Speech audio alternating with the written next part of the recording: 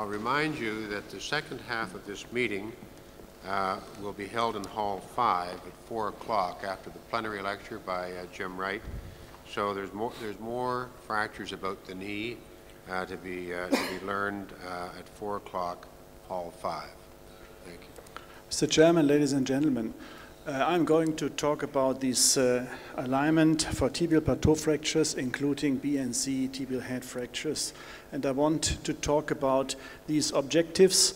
I want to share with you the problems of tibial plateau fractures, restoring articular alignment, combined fractures, tibial plateau and shaft, defect reconstruction, very interesting. So far as I think I want to share with you my own experience in reconstruction of cancellous bone defects, and at the end some ideas about bone substitute in this restoration. Tibial plateau fractures are intra-articular fractures in a weight-bearing joint, and we have after these fractures often an impairment of the function, and the outcome is variable. The trauma mechanism, force has an effect on varus and valgus, we know this, and there is a combination with an axial compression which brings us these community fractures in this area. 1% of all fractures in this area, 8% of all fractures in patients elderly than 55 years. And we have to address the situation in an osteoporotic, which enhances the risk of redislocation of the fracture, and so we have to clear, is ankle stable plate osteosynthesis the matter of choice. We have heard a lot of this in the previous lectures. Up to 70% we have the lateral part of the joint fractured, 10 to 20% the medial plateau, and bicondylar, very, very risky fractures in up to 30%. I will include B and C type, and you know the Schatzker 6 types of classification. We have problems in the management of these fractures, soft tissue situation. We have seen this in the first lecture of Professor Vecchai. Exact evaluation of the joint is mandatory, and additional trauma of the capsule and the ligaments and the meniscus are often seen in these kind of fractures. The problems are bicondylar tibial plateau fractures, which are complex injuries and which are very, very difficult to treat and often are associated with high complication rates after operative treatment. I think that lock plating offers a very good treatment option for these difficult bicondylar tibial plateau fractures, and we will see improved healing rates when we restore the articular surface in a very, very good manner. Two cases. Previous cases from my department. You see this tibial B1 fracture, and this is a new ankle stable German plate with a new principle, and you can bring it mini invasive, and is a very stable plate. Another bicondylar fracture with the tibia plateau and the tibial head needs often a bicondylar operation. Ankle stable on the lateral and mini plate on the medial for the medial support. The consequence is a knee instability, deformity, restriction of range of motion after operative treatment, cartilage defects. Very often we see this. Later on I will show to you one of my cases, and osteoarthritis. The principles of treatment are the impacted intra-articular fragments cannot be reduced by isolated traction or manipulation. This is impossible. Dislocated articular joint planes are not replaced by fibrocartilage tissue, therefore a permanent defect results. So we have to treat them. The treatment intention is in correct axial alignment, congruent articular planes, knee stability, defect restoration, very, very important for the outcome of the patients, full knee movement, and prevention of post-traumatic osteoarthritis. So the operative treatment may be done by percutaneous osteosynthesis, open reduction, internal fixation, external fixation, and we have to discuss very briefly the role of arthroscopy in the treatment of these kind of fractures. You see, this is an AO41B1 fracture, and this, no way. I treat it arthroscopically by mini-invasive approach with this kind of, with a device and with this kind of screwing. The standardized surgical steps are the reduction of the fracture, the preparation of the bone defect, osteosynthesis, and filling of the osseous defect. And there is surgical consensus, and there is non-consensus. The consensus is exact reduction, bone defect filling of the cancellous bone defects. Otherwise, we will have, as we have seen it in the distal femur fractures, with this breakage of the plates, and to perform a very good osteosynthesis and a reconstruction of the ligaments or the menisci and the cartilage defects. The controversy we see in the surgical field, bone defect filling with autogenous bone graft or bone substitutes, screw versus plate osteosynthesis. Should we do an external fixation or a plate osteosynthesis, and the role of arthroscopy? No doubt, in this case, B3 fracture, you see it here, it's a very good way to manage it and to make reconstruction by an arthroscopical restoration and a screw fixation. Combined fractures, tibial plateau and shaft. This is to do in this way. You can combine it. Here you have this B1 fracture, and here the AL41A1 fracture. This is a very good operative treatment to make either an unreamed or an reamed nail and combine this by plate osteosynthesis with a very good outcome in this young lady. This is a B1 fracture again with a A2 fracture.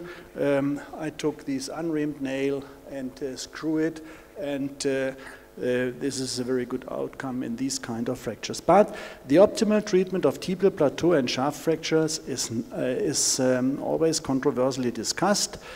What should we do with these defects in the cancellous bone area? Should we go for autogenous cancellous bone or for bone substitutes?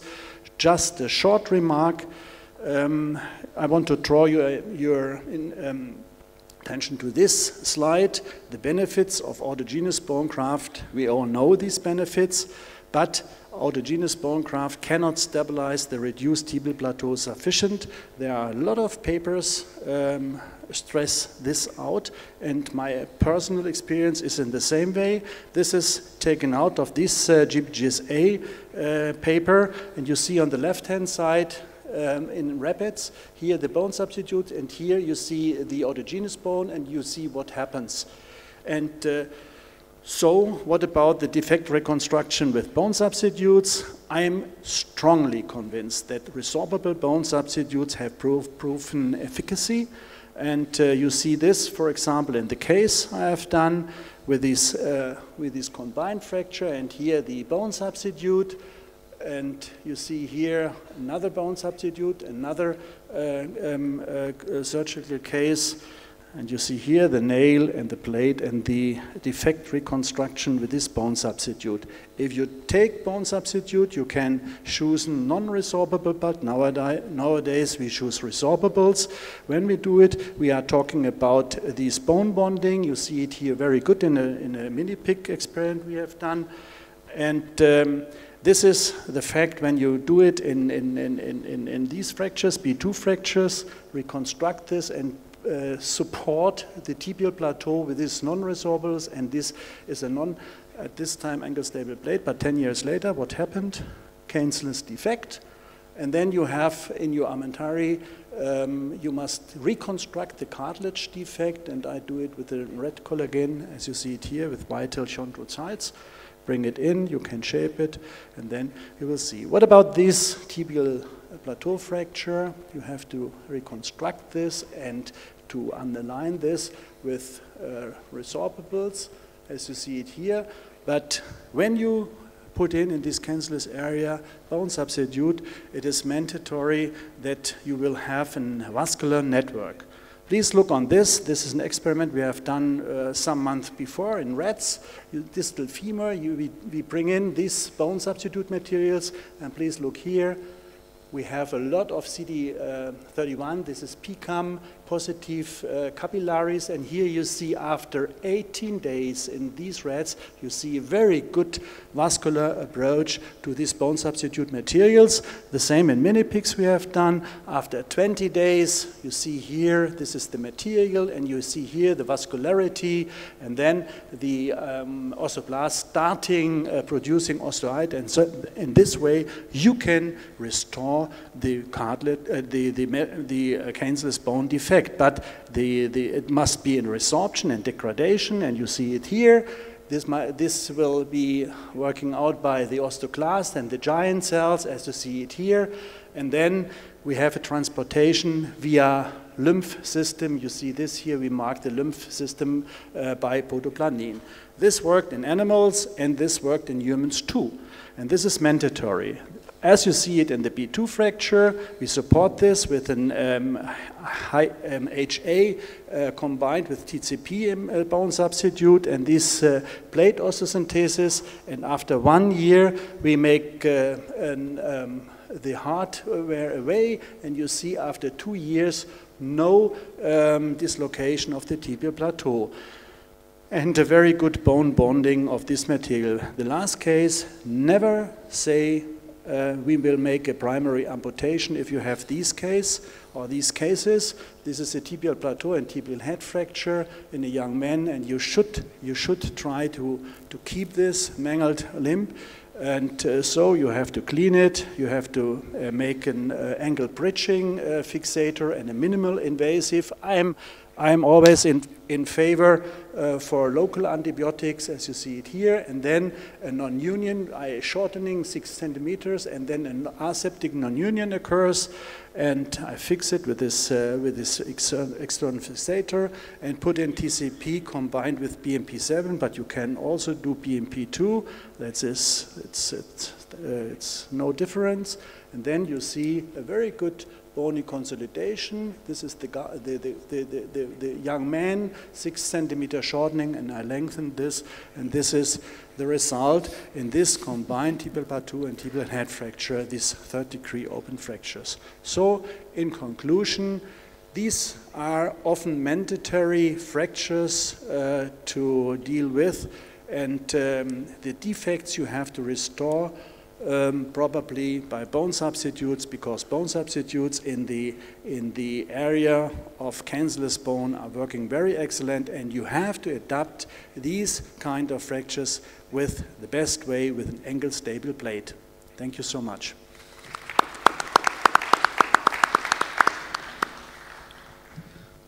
Are there any questions, please? Who starts? You and then you. Yeah.